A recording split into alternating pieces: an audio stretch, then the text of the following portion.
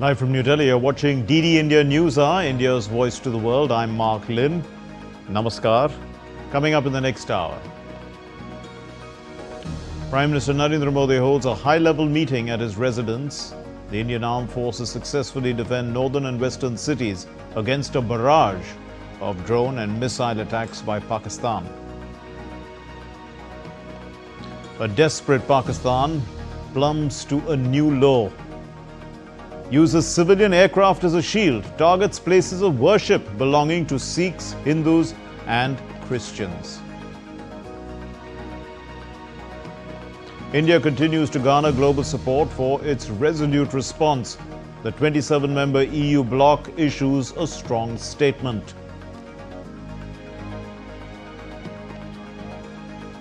And India's retaliatory steps hit Pakistan's limping economy.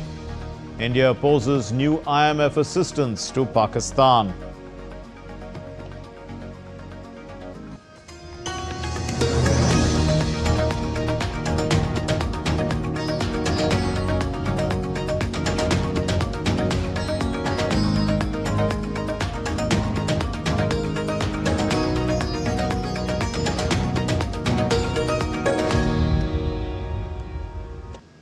In news that just came in a short while ago, India has abstained from voting on Pakistan's bailout package at the IMF meeting. The International Monetary Fund took note of India's abstention from the vote. The IMF reviewed the extended fund facility lending program and also considered a fresh resilience and sustainability facility lending program of $1.3 billion for Pakistan. Now, India raised concerns over the efficacy of the IMF programs in the case of Pakistan, given its poor track record, and also on the possibility of misuse of debt financing funds for state-sponsored cross-border terrorism. India pointed out that rewarding continued sponsorship of cross-border terrorism sends a dangerous message to the global community, exposes funding agencies and donors to reputational risks, and also makes a mockery of global values. Well, Pakistan boasts of war readiness, but reality tells us a different story. Now, India's response to the Pahalgam terror attack dealt yet another blow to Pakistan's struggling economy. Bans on Pakistani ships, imports and postal services have hit home hard. Raghav Kumar Jha explores why Pakistan can't afford a war with India. Struggling with a wrecked economy, Pakistan faces significant challenges like rising poverty, high inflation, and persistent debt issues. The country's economy has been badly impacted by factors like the COVID-19 pandemic, inflation, poor economic development, corruption, political unrest, and the effects of Russia-Ukraine war. According to reports, Pakistan has foreign exchange reserves of only $13.15 billion, whereas it has to pay foreign debts of $26 billion in the financial year 2025-26. Pakistan's GDP is at $338.37 billion, and it has only enough money to import goods for 2 months. In fact, Pakistan's economy is in shambles.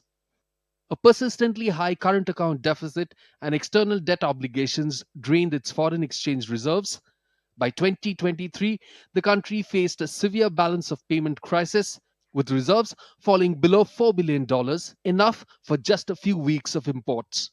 Pakistan is heavily reliant on external aid, particularly from the United States, China, and the international financial institutions like the International Monetary Fund or IMF. Pakistan's exports base remained narrow while imports grew consistently. Periodic IMF bailouts, more than 20 programs since 1980s, became a hallmark of Pakistan's economic policy. Each bailout brought temporary stability, but structural reforms were either delayed or diluted due to corruption. However, this is not the end of Pakistan's economic woes. The tougher times are ahead as India's retaliatory steps in the aftermath of Pahalgam terror attack threaten to break its crucial economic support links. India has imposed a blanket ban on direct or indirect import and transit of all goods originating in or exported from Pakistan following the closure of the Wagah-Atari trade route. The halt is likely to disrupt Pakistan's pharmaceutical, chemical, and food sectors, which depend heavily on Indian inputs. Informal trade via third countries like the UAE and Singapore will also come under strain due to heightened security and costs. India has barred all ships bearing the Pakistani flag from entering Indian ports and has suspended all maritime activities. Also, all postal and courier services in Pakistan stand suspended. Against this backdrop, the global rating agency Moody's has also warned Pakistan. The rating agency said on Monday that a sustained escalation in tensions with India would likely hit Pakistan's economy and hamper the government's ongoing fiscal consolidation. It warned the Indo-Pak tensions could impair Pakistan's access to external financing and put foreign exchange reserves, which is significantly low to meet existing debts, under severe stress. Amidst an economic crisis ridden by low reserves and high debts, Pakistan is running the country taking loans from the IMF. Against this backdrop, if Pakistan wages war with India, it will have to spend an estimated $1.5 to $3.2 million per day or $45 to $96 million per month, putting considerable pressure on Pakistan's defense budget of $7.64 billion. Amidst all this, how Pakistan will handle all this extraordinary stress on its economy is $1 million question. Raghav Kumar Jha for DD India.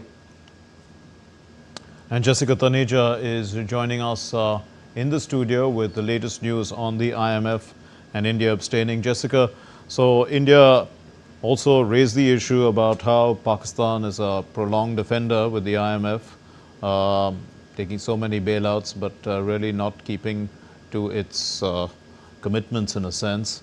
What exactly, is, as India said, with regard to this particular tranche that they are trying to get from the IMF and their extended fund facility? Right, this crucial meeting in DC, as it's morning in DC, and a long night for us here in New Delhi, Mark, as we track all the developments. It's important to understand what India has said in the context of why IMF bailouts for Pakistan are somehow only going on to benefit the Pakistan military and its establishment and its involvement in not just the foreign affairs or the defense affairs of the country, but also extending to a lot of projects that are funded and most often have Pakistan military personnel, being part of those various projects or those boards that are established. Say, for example, the 2021 UN report, in fact, if I may quote, described military-linked businesses as the largest conglomerate in Pakistan. Now, India here wants to put out its point very clearly and very categorically, because this does send a dangerous message to the world. I mean, what kind of reputational risks do you come with if you continue to support a debt-ridden country? You're looking at Pakistan, whose external debt is around $130 billion, Mark, most of which is owed to China, which is also currently its biggest defense supplier in terms of radars, fighter aircraft, or fighter jet, or you talk about any other important military equipment that Pakistan requires, roughly 81% of it if you go by the CIPRI report.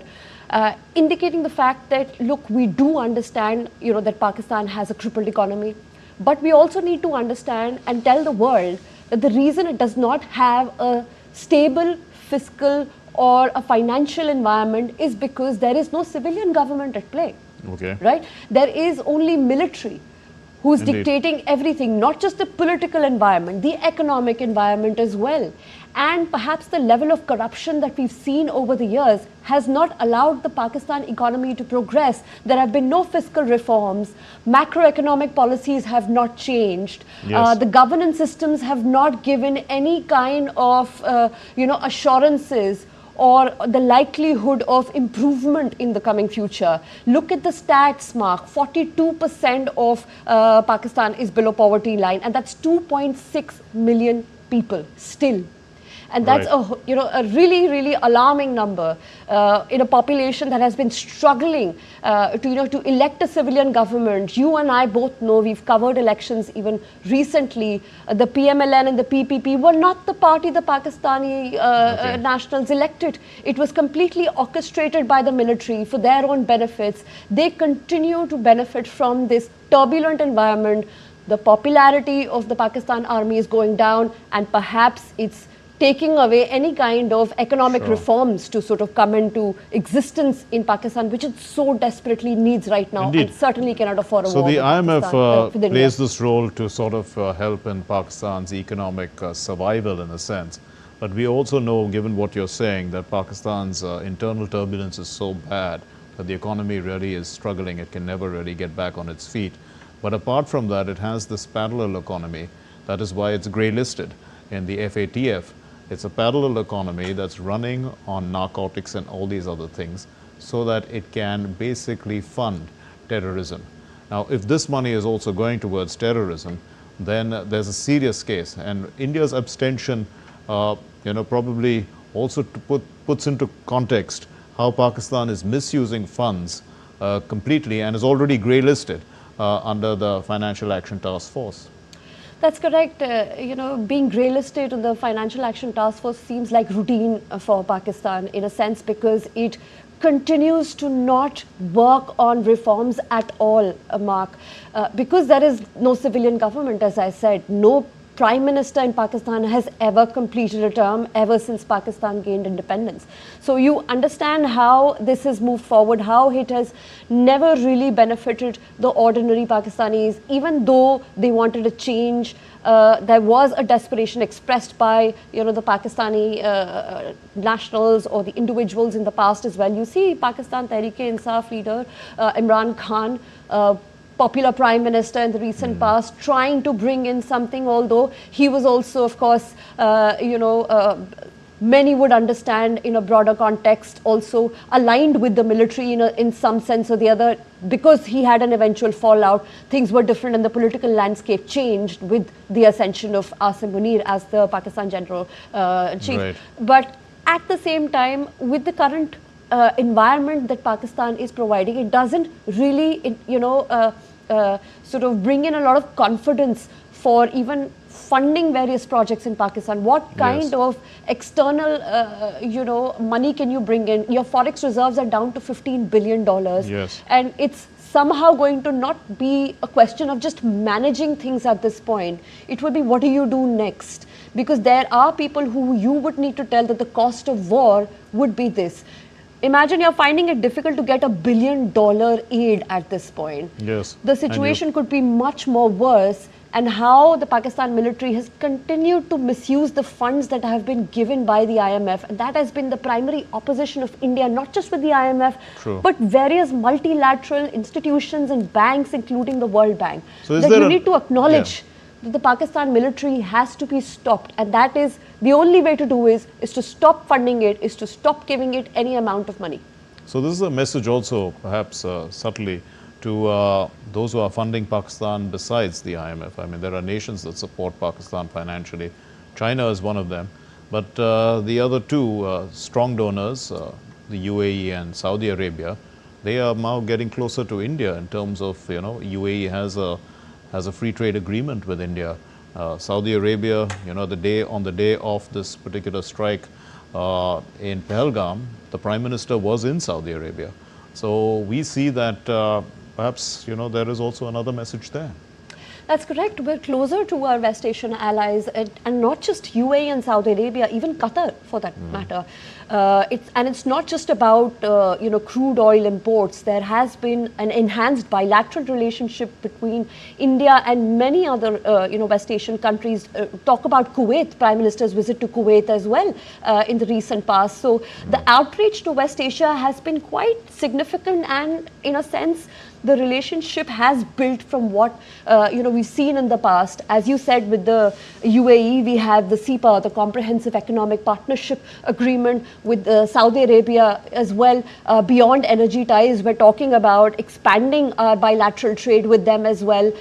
In fact, UAE remains to be our third largest trading partner, which says a lot, including most of our exports going there. So, looking at how India, on the other hand, is moving ahead with its economic gains, becoming the third largest economy in the world, improving its per capita income, wherein you have a state like Pakistan on the other hand. I mean, not that I want to draw a comparison to Pakistan, but just to sort of enlighten our audiences, at some point where priorities of two neighbors, how different are they? And India cannot be, at this point, to be shown mercy in a sense where its neighbor is, in an economic, completely economic degraded situation. It has been. But where has it learnt its lessons? Where has it improved on its fiscal reforms? Where has it worked on various policies, especially with so much of interference, red tapeism, bureaucracy? Where has all of that improved? In the last 30 years that Pakistan has been receiving IMF bailouts, Mark, and let's understand that they've received approximately $6.9 billion so far from IMF. Indeed. And what have been the metrics to time and again understand that there has to be a limitation to what Pakistan receives from both allies in terms of military, aid as well as financial aid. There has to be a time where it's not about punishment, but it's about behavioral correction, both in the polity as well as its military. We leave it there. Thank you very much, Jessica Taneja, for helping us understand why India abstained at the IMF on Pakistan's bailout.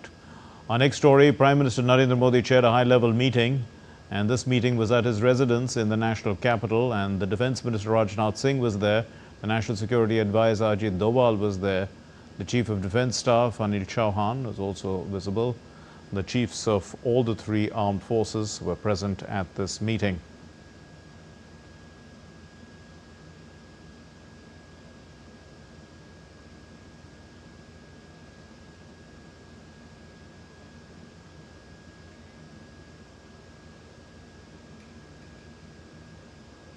And the Indian Armed Forces thwarted all attempts by Pakistan to target northern and western cities using drones and missiles last night.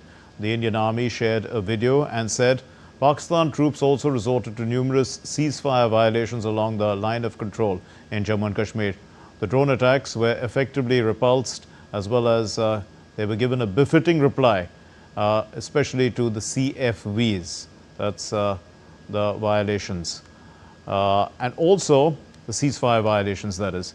And what we're talking about is Indian Army remaining committed to safeguarding the sovereignty and territorial integrity of India, and also,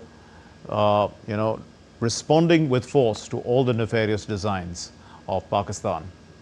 Now, according to the headquarters of the Integrated Defence Staff, 8 missiles from Pakistan, they were directed at Satwadi, Samba, Arispura and Arnya. This is in Jammu and Kashmir. All these missiles were intercepted and they were blocked by the air defense units.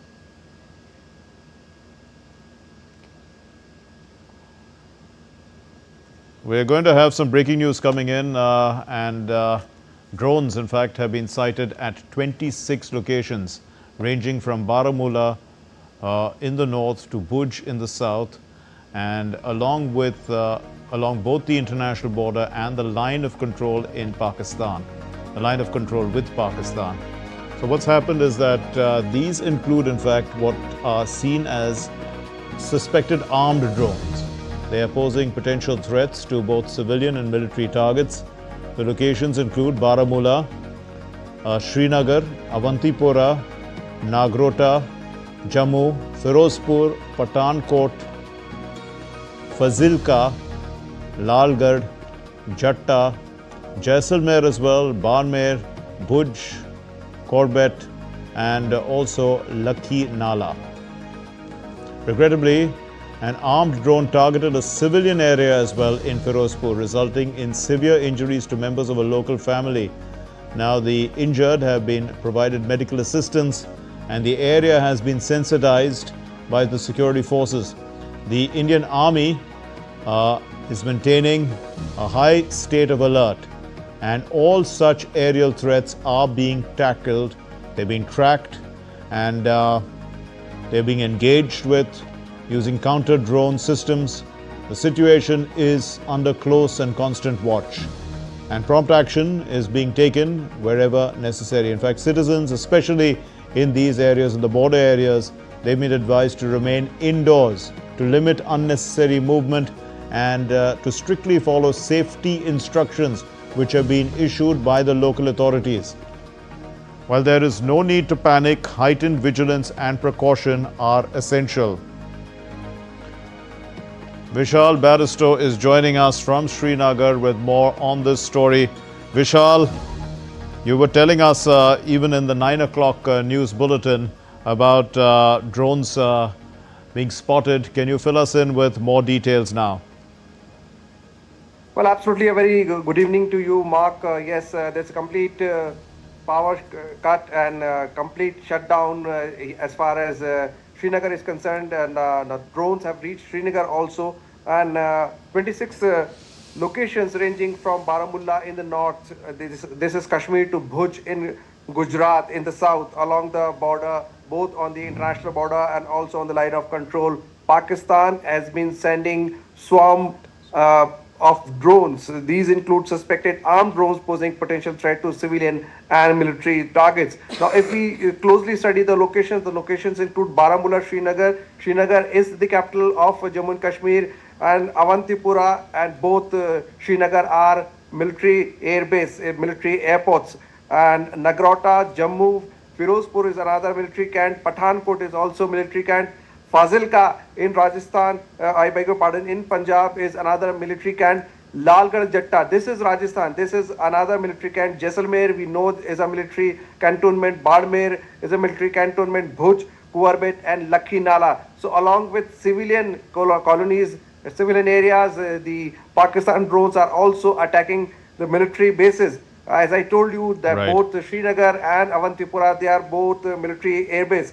Now the problem is that a family has also been hit by these drones, and it is Firozpur. Firozpur is on the border of Rajasthan. It comes under Punjab. It's also very close to the international border with Pakistan, and it has resulted in severe injuries to members of local family. The Prime Minister has just finished a high-level meeting with the Chief of Defence Staff. All the three chiefs were there, and also the NSA chief Ajit Dobal was also there. Meanwhile, these attacks continue, and this is day 2 when these attacks are there, and Army Air Defense is constantly on the job neutralizing these attacks, and people have been advised to stay indoors, to follow the guidelines and directives of the blackouts.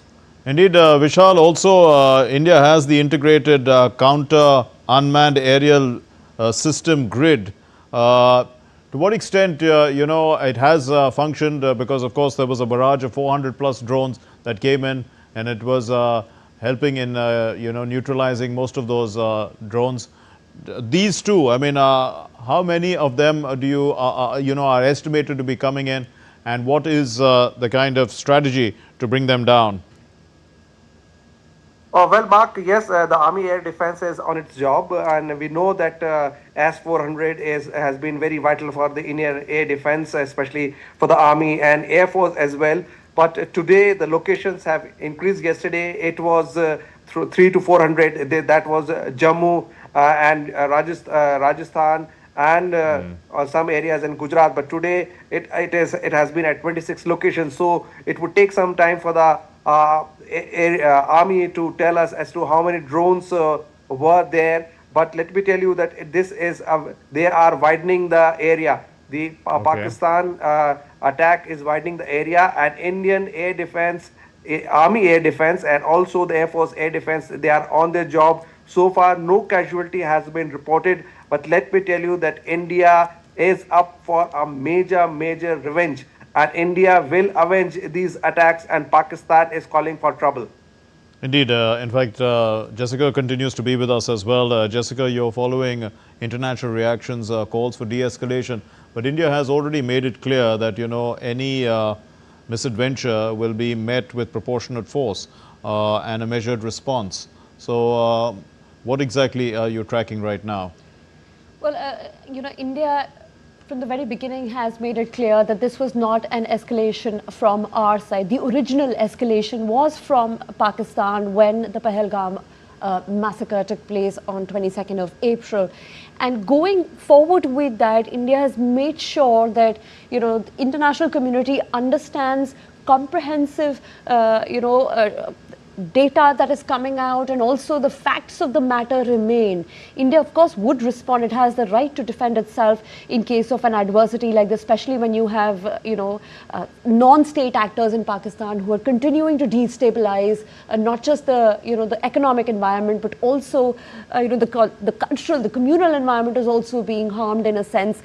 And with that, we've also heard from the United States quite a few times in the recent past, Mark. One recently coming in from Caroline Leavitt, spokesperson for the White House. She says that President Trump would want this to be de-escalated soon, is what we're getting. I think this press conference took place just about half an hour ago, is what I understand. She said that the situation needs to be de-escalated quickly, and the fact that Secretary of State and National Security Advisor Marco Rubio has been constantly in touch with India's External Affairs Minister, Yes. Dr. S. Jaishankar, and as well as India, on the other hand, has also been able to sort of tell the world, not just through its its own facts and figures that have been collected, but also pointing out to previous data and information that was always there to see where Right. Pakistan's involvement is. The fact of the matter is that India has to time and again reiterate that particular issue. And where does the entire situation now unfold? Well, you've seen from the EU leaders as well, we've had conversations in the recent past, there have been calls for de-escalation, but that de-escalation would have to be considered from the side of Pakistan at this point, Yes, because India okay, is not indeed. the original escalator here. No, exactly. In fact, Vishal, since Pakistan is continuing to escalate, and India, of course, is made it clear that every attempt like this will be met with a sound response. So you were saying that clearly the Indian armed forces are prepared now for another response. Tell us a little bit about the kind of indigenous technologies that are at play here. India's DRDO also has an anti-drone system in play, isn't it? Well, absolutely. We have the Israeli drones. We have the Made in India drones. We have a special system, anti-drone system by the DRDO. But apart from that, Mark, India Pakistan is in for a big surprise, because India will have its own strategy. It will not be playing the drone game, because India will have its hit, and it will hit hard deep inside. We saw how Indian drones penetrated deep inside, and if we go by what the Pakistan government has been saying, that Indian projectiles travel to up to 1100 kilometers inside Pakistan. So that's the range that our projectiles can cover, and Pakistan knows it very well. But the strategy, I'm sure that it would be discussed. It would have been discussed with the Prime Minister. The Prime Minister has been holding meetings continuously, and ever since this Pahalgam attack took place, he has held at least a score of meetings with the three chiefs and with the NSA chief and also the Chief of Defence Staff. The meeting that just concluded might have had come out with a kind of blueprint as to how India would counter-attack, because these drones, they are a threat, but not not in for a bigger Yes. damage. But yes, India will have the war in its own terms. It will take the war to the doors of Pakistan. It will hit Pakistan deep inside, and Pakistan knows it very well, because these are Chinese come Turkish products which have not Right. done much harm. Indeed, and Vishal, we also talk about the Barak surface-to-air missile systems as well, which India is using, and Israeli technology. We know that the Israelis were the first, in a sense, to strongly support India in its defense and in its right to respond, and have clearly been with India, as have the Russians in this particular case. So, using this kind of technology, the Israeli technology is, tell us a little bit about it, because it's proven technology, isn't it, against drones?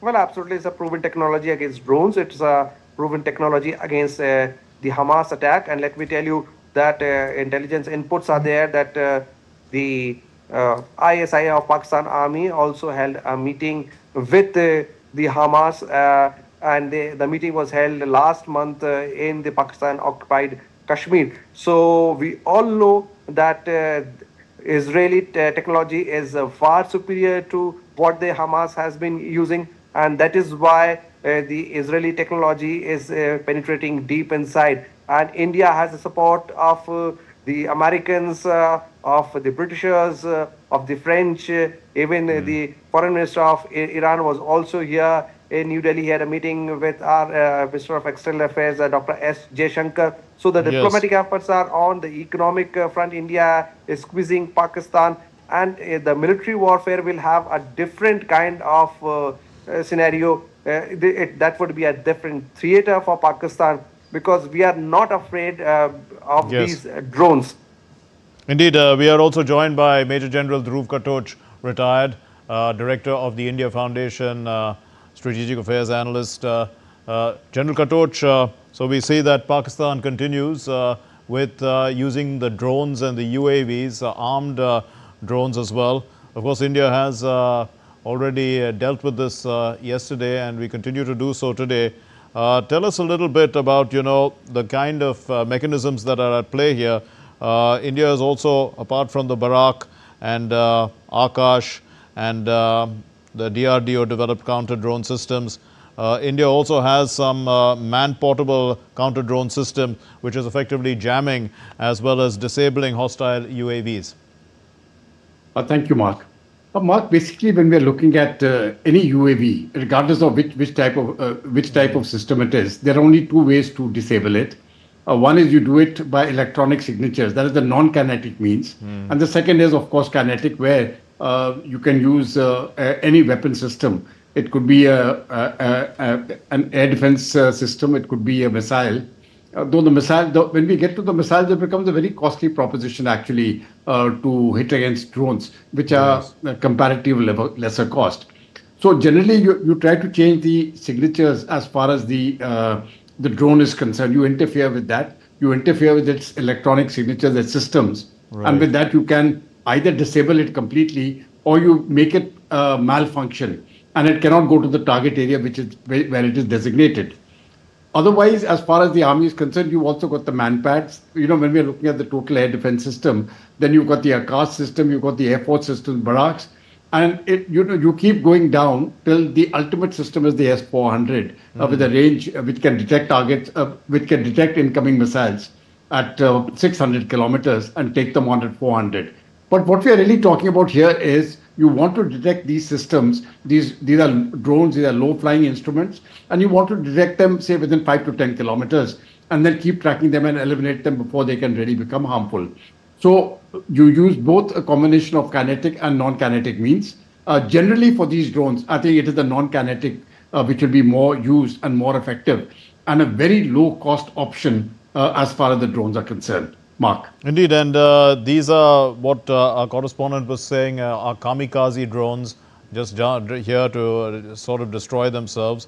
And in that context, there is the preliminary reports as per what was said at the press briefing today, that these are largely Turkish drones. What is the kind of arsenal that Pakistan has with regard to drones? We presume that much of it comes from China as well. Actually, the drones are supplied to Pakistan mainly from two sources. They aren't making anything themselves. They are coming from Turkey and they are coming from China. Now, the Turkish drones were used very effectively by the Azerbaijanis when they were fighting the Armenians in that battle, and everybody made a great deal about the Turkish drones as to how effective they were in battle. But one thing was missing in that battle in Azerbaijan and Armenia, and that was the Armenians had no air defense system. So when these drones were operating without anything to oppose them, then they are very effective. Right. Now, once they come into the Indian scene, what we saw last night, 100% were intercepted and destroyed. Now, that is because India has an air defense system. So once we pit a system against a system to which there is a counter, then obviously there's a problem. I think the same thing we saw in the Russia-Ukraine war, where the drones, once they started being uh, uh, when there was a air defense system to oppose it, then there were a lot of problems with the drones. And of course, if you go to the upper end drones, now the upper end drones are also very costly. If you make a big drone with a whole range of avionics to guide it and to protect it, then that becomes very costly. So what we are really talking, I think what Turkey has given to Pakistan are the lower cost drones, which can be used and discarded. But even a low cost drone is quite a costly thing. And when Pakistan has lost about 400 odd drones yesterday, and they will lose perhaps a similar number today, I don't think it is something, it is not a supply which is interminable, which can keep coming, and we can say that, okay, you're just buying a packet of chips or something and keep buying. Right. There is a cost attached to everything. And there is a limit to which losses can be suffered without results on the ground. Yesterday, the Pakistanis got zero results. Today, militarily, they have got zero results. Though, of course, I understand in Firozpur, some civilians have been injured, but that wasn't the target. The target would have been different. So India has vowed to take, to retaliate proportionately and in a measured way as we continue to be non-escalatory in that sense. But so, what kind of response do you foresee as far as India is concerned? Actually, today I think, like yesterday we targeted Lahore and we took their air defense systems out. Now, I think again we'll be targeting certain systems of theirs which are giving protection to the areas, or we may actually target some elements of their military. The targets are open. In fact, there are multiple targets. One thing I'm certain is India is going to hit at certain specific targets before the night is over, and we'll come to know about those targets tomorrow. The Pakistani problem has been they have not been able to intercept and destroy the Indian drones before they hit their target. And I think that problem they will not be able to overcome. This has come up in the parliament also when questions are asked to them as to why they have not been able to intercept it. There is evidently a weakness in their air defense systems, which is mainly Chinese. Which is mainly Chinese, and perhaps they've not been able to get the act together. Either there is a weakness in the Chinese equipment, or there is a weakness in the training and ability to use the equipment which they have. That I'm not in a position to make a reasoned assessment at this time. Vishal, as per your sources, this is all modern warfare, as as the layman like us, like me, would figure it out, using UAVs, drones.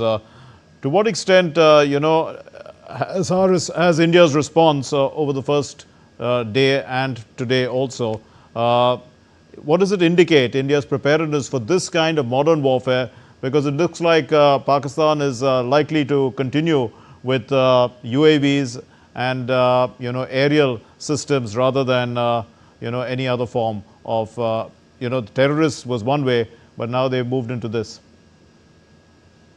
Well, Mark, as General Katoj was saying that Pakistan is using the Chinese products along with the Turkish drones. Now, in a way, we are also testing the Chinese technology, and we know that we have a defense against them. We also know that they are not too much harm against India. But on a serious note, let me also tell you that most of these drones are coming from very near to the line of control and the international border. So India knows their location. Yes, they are kamikaze in nature. The kamikaze is a technique that was used by the Japanese during the Second World War, where they would load their airplanes with all kind of ammunition and they would make a crash landing in the enemy area. So Pakistan is trying to, somehow tell India that it also has something to respond, because India was the attacker after the Pahalgam attack and it had struck Pakistan deep inside. Now Pakistan wants to tell, okay, yes, you struck us deep inside. We also have these drones, and if we do not harm you to that extent that you have harmed us, at least we can bother you. So the swarm of drones is basically irritating the Indian air defense, though there has been no casualty. The military installations are safe according to the Indian Army and Indian Air Force. But there was some injuries in Firozpur, which is very close to the Pakistan border in Pakistan.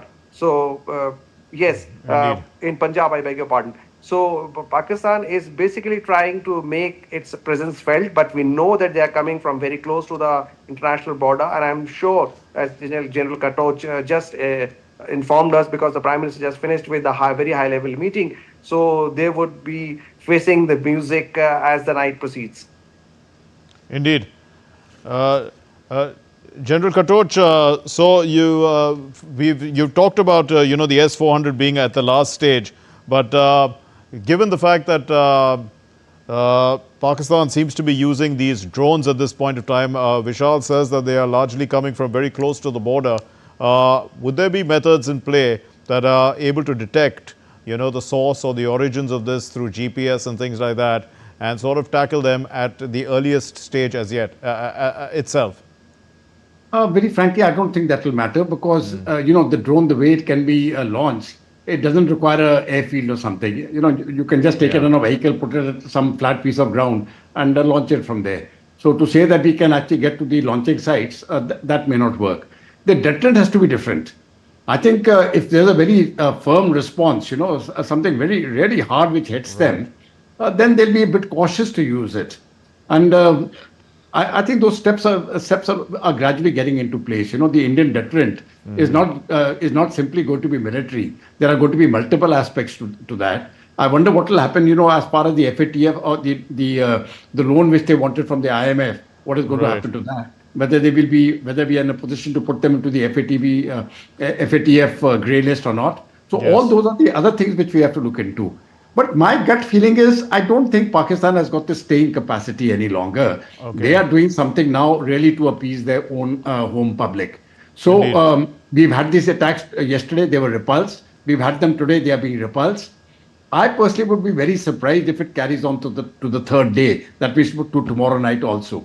But if it still continues to tomorrow night, then I think we are going to see a very, very serious Indian response. That may include anything. It may include the movement of ground troops and taking over certain areas and certain forward areas to ensure that they're not in a position to carry out such attacks. But physically to carry out to stop the hitting, to start hitting these drones from where they are launched. I think there'll be multiple launch bases, and in my view, for these type of drones, it'll be difficult to target those areas. We will simply have to use non-kinetic means spread all across the international border to detect them, and because that is a very low-cost option to detect them and neutralize them. So once we start doing that with non-kinetic means, then the cost analysis, the cost ratio is going to be very high for them to send these drones when we can destroy them at 1/100th the cost. I think that is ultimately what we have to do. Kinetic destruction is always more expensive. Indeed. So it's a game of it's a game of the mind. Yes, sir. Go ahead. Yeah. Just one more point. You will notice that I don't think we have used the S-400 at all so far. Very frankly, you see that comes at the final stage. So if you're going to find the Pakistani J-17s or the F-16s flying into Indian territory or attempting an incursion, then you will see the S-400 system in play, and we'll take them out. So I don't think we're going to come to that stage. They're still using these drones specifically because I feel that they have no option and they want to do something to appease their own public. But I don't think India will accept that appeasement beyond a certain level. And then once we start responding really seriously, then I don't think the Indian Prime Minister or the Indian External Affairs Minister will really bother about what America is saying or anybody else is saying. We will do what we have to do to stop the menace right here at the international border. Indeed, General Katoch, also how significant was the damage to Pakistan's radar infrastructure and by India's counteroffensive? And, could we see that one success could lead to more, and that would be, in a way, deter Pakistan, at least at this stage? Very frankly, the success which we have achieved, firstly on the 7th of May, when we destroyed the terrorist hideouts. Sorry, I beg your pardon, the terrorist headquarters. Yes. They were very important institutions. It was the headquarters, and that was done with pinpoint precision, which they could not detect. And then last night we destroyed the radar base at Lahore. Again, they could not detect. The beauty of it is, that we went into 4 or 5 places last night, and they couldn't detect a single one. I'm not sure of the damage which we executed in the other places. That hasn't come out from the military sources.